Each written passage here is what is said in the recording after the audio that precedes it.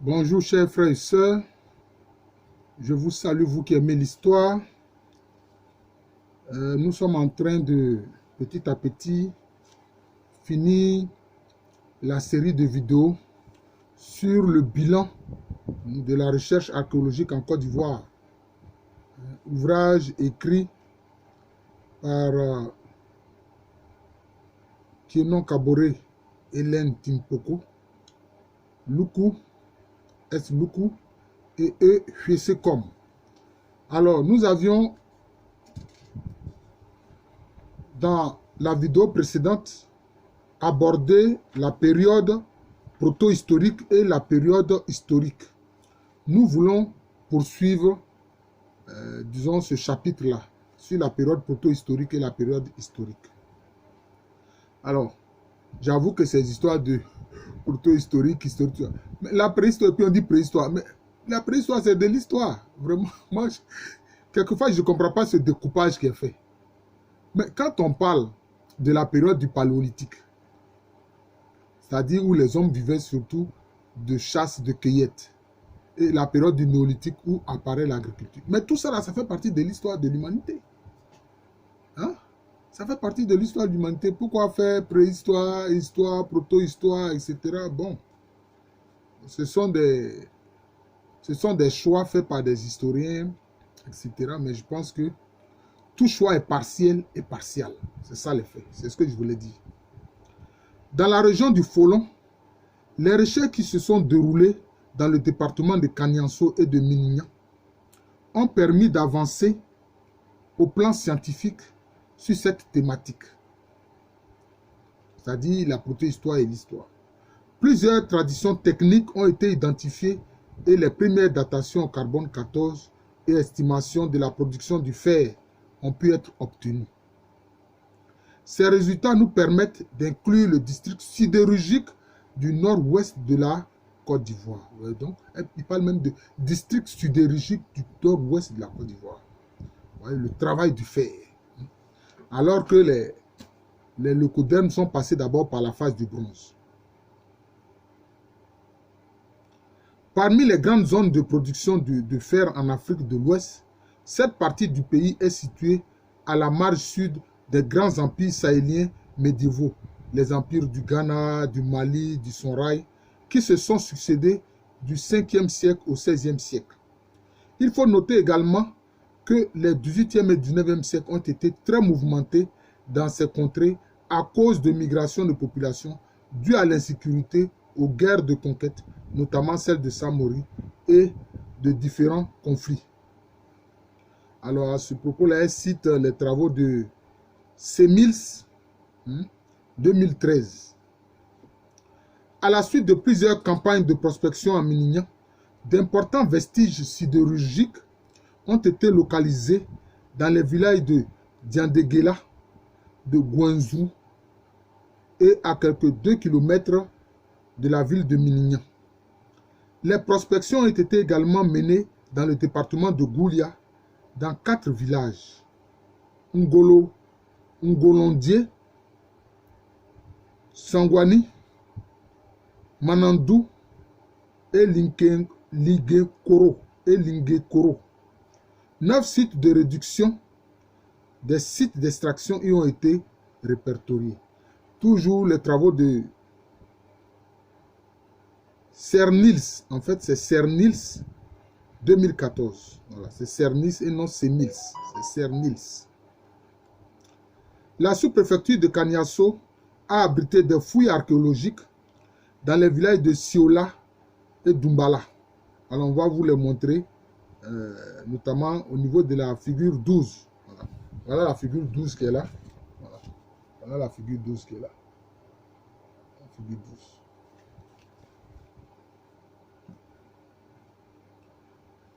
Un livre de datation absolue au carbone 14 qui couvre l'ensemble du second millénaire de notre ère entre 1000 et 1900. Des vestiges de la sidérurgie directe y ont été identifiés en grand nombre. Ce sont des accumulations d'amas de scories, des structures de fourneaux bien conservées ou en ruine, ainsi que des sites d'extraction de minerais de fer avec des puits de forme rectangulaire et circulaire. Au total, 200 bases de fourneaux et amas de scories, ainsi que 2 sites de mines de fer ont été identifiés. Au niveau de Kanyanso, dans le village de Siola, 4 traditions techniques ont été mises en évidence. La tradition qu'ils appellent KN1 est caractérisée par des fourneaux relativement grands à scories, coulés 11e, 14e siècle. La tradition KAN2 par des fourneaux subcirculaires de 1,30 m de diamètre à scories piégées, 16e, 17e siècle. Et la tradition KAN3 du 8e siècle, 19e siècle, par de très grands fourneaux à scories piégées. Cernils, 2013. Le secteur de fouilles dénommé 4000, où l'on a identifié la 4e tradition technique, a révélé des tuyères spécifiques et près de 300 amas de scories et de structures archéologiques. Près de 600 buttes dont les diamètres varient entre 2 à 3 mètres ont été également découvertes. Au niveau des tuyères, en plus du bec normal des tuyères, on note la présence de 3 ouvertures perpendiculaires avec des orifices rectangulaires ou circulaires. Une autre spécificité est la présence de plusieurs centaines d'amas en anneaux avec un cratère mais sans fourneau visible, de prime abord au centre.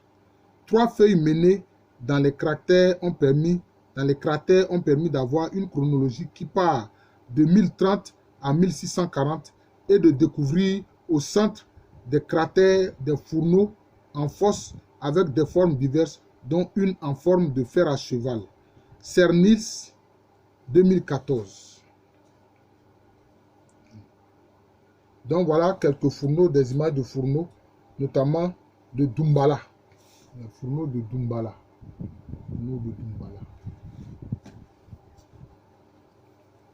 Le village de Doumbala et ses zones périphériques abritent également de nombreuses concentrations de vestiges liés à l'activité métallurgique.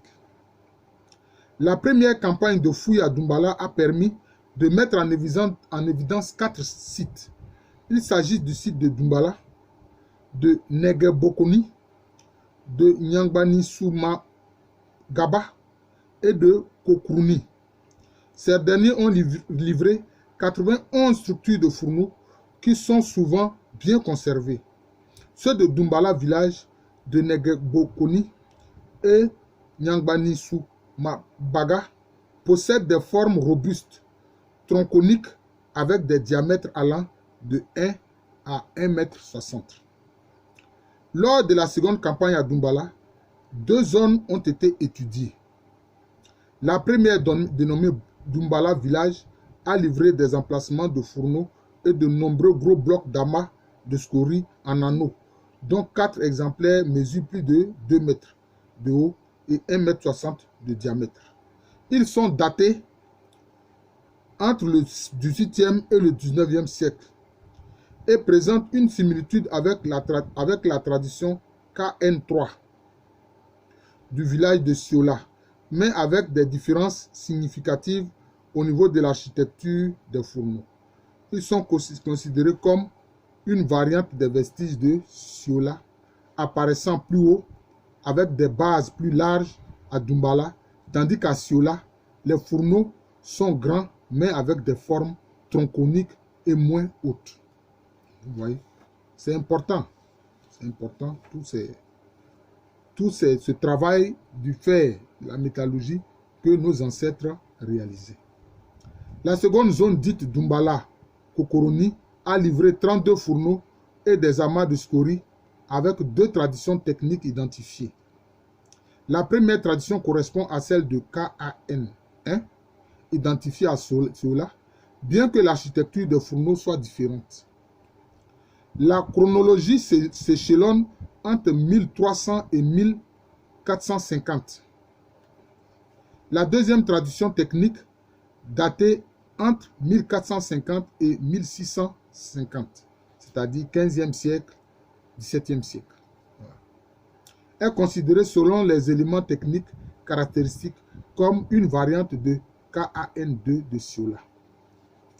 Les recherches archéologiques dans la région de Kong, située au nord-est de la Côte d'Ivoire, ont fourni également d'importants résultats concernant les premières occupations proto-historiques. En fait, ce territoire est le lieu de peuplement de populations proto-sénoufo que sont les Nabé, les Agaré, les Gbin, les Falafala et les Mioro, qui sont les ancêtres des Sénoufo. Donc vous voyez, par exemple les Nabé,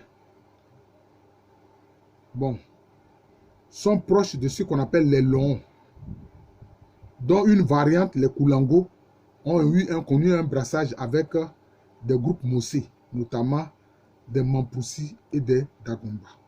Donc, mais les Gbin, ça je le dis, hein, les Gbin sont allés dans la zone au XVIIe siècle. Les Gbin là, les Gbin, on les retrouve aussi, non seulement au Burkina, dans la région de Sendou, mais on les retrouve aussi dans la zone de Bondoukou, les Gbin. Voilà. Et les Falafal aussi, c'est un groupe très ancien qui a précédé les ancêtres des Sénoufo. C'est comme les Falafala, les Palaka, etc. Voilà, donc c'est ça. Donc vous voyez un peu la complexité et le fait que certaines populations sont très anciennes dans la région. Mais beaucoup de ces populations, quand même, ont subi l'influence des Sénoufo. On subit l'influence des Sénoufo. Ça, il faut le reconnaître. Bon, semble-t-il, dans le document, les ancêtres des Sénoufo hein, sont appelés Mioro. Hein, sont assimilés aux Mioro. Donc, on dit qu'ils sont les ancêtres des Sénoufo, des Koulango et des Lobi actuels. Moi, je pense que peut-être il s'agit des Agarés concernant les Lobi. Voilà. Leur habitat est caractérisé par des agglomérations qui s'étalent entre 300 et 500 mètres de rayon. Ils sont agriculteurs, mais outre cette activité, une forte production métallurgique est attestée partout dans la zone durant la proto-histoire et témoigne la présence des sites comme ceux du secteur entre gendarmerie, de Bofirgué, de Nakougné et de Toukolo. Mais c'est normal. Pour faire l'agriculture, on a besoin d'instruments, souvent d'instruments métalliques. Donc les deux vont ensemble. Je pense que la métallurgie et l'agriculture, ça va ensemble. C'est important, ça va ensemble. C'est quand on élève un cheptel, un bétail qu'on n'a pas besoin d'objets en fer. Le bois du pasteur suffit. Les traditions orales confirment ces données archéologiques quand elles soutiennent que Nabé, Tazaré, Falafala, Gbin, Mioro étaient d'excellents métallurgiques et des orpailleurs. Voilà. Bon, cette idée-là, ça vient de l'ouvrage que j'ai écrit, moi, professeur Alou Kwame René, et professeur Gonin Gilbert. Notre ouvrage qui est intitulé Côte d'Ivoire, les premiers habitants, qui est paru en 2006. Malheureusement, bon, cet ouvrage, on ne le retrouve plus. Je veux dire, ça a été édité par les éditions du CERAP, mais bon, c'est épuisé en fait. C'est épuisé. Je pense qu'ils nous ont parlé dernièrement d'un désir de rééditer l'ouvrage, parce que l'ouvrage est beaucoup demandé. Les cités urbaines sont identifiées en grande partie dans le nord du pays et se développent selon les premières approches avec l'invasion mandée. Diabaté, 1979. Vous avez Victor Diabaté, qui est archéologue, qui a fait un travail, une thèse d'état d'archéologie sur la région de Congo, qui malheureusement n'est plus de ce monde. Que Dieu ait son âme. Les cités urbaines connues, les plus anciennes, sont Kong, Bouna, Bondoukou, Boron et Séguéla, tandis que les plus récentes sont Mankono, Odjene et Touba. Ça se comprend? Ouais. Parce que Mankono, Odjene et Touba, ça c'est la migration malinké. La migration malinké. Elles correspondent en grande majorité à d'importants carrefours commerciaux comme celles des zones préforestières de l'Afrique de l'Ouest. Alors nous allons nous arrêter là Parce que, bon, c'est une série de vidéos. Hein, donc, bon, je pense que bientôt, on va finir cette série-là. Donc, c'est la présentation du bilan, la suite du bilan hein, des recherches archéologiques hein, en Côte d'Ivoire. Voilà. Ouvrage de Kienon Kaboré, de Loukou et de, comment on l'appelle, Fiesekom. Voilà. Je vous remercie. Je suis le professeur Alou Kwame René, professeur titulaire d'histoire à l'université Félix Houphouët-Boigny. Université qui est à Abidjan, c'est en Côte d'Ivoire, un pays situé en Afrique de l'Ouest. Bientôt, d'ailleurs, je l'ai dit au professeur Simeon Kwaku Kwasi, voilà son ouvrage. Son ouvrage sur l'histoire du peuplement à partir des amas coquillers. Hein? C'est intitulé Côte d'Ivoire côtière, Grand Bassam, Grand Laou. L'histoire du peuplement à partir des amas coquillers. Donc, je ferai aussi une série de vidéos sur l'ouvrage du professeur Simeon Kwaku Kwasi. Voilà, je lui en ai parlé. Voilà. Donc, c'est cela. Donc, comme je le disais, c'est en Côte d'Ivoire, un pays situé en Afrique de l'Ouest. Merci encore et bonne journée à tous.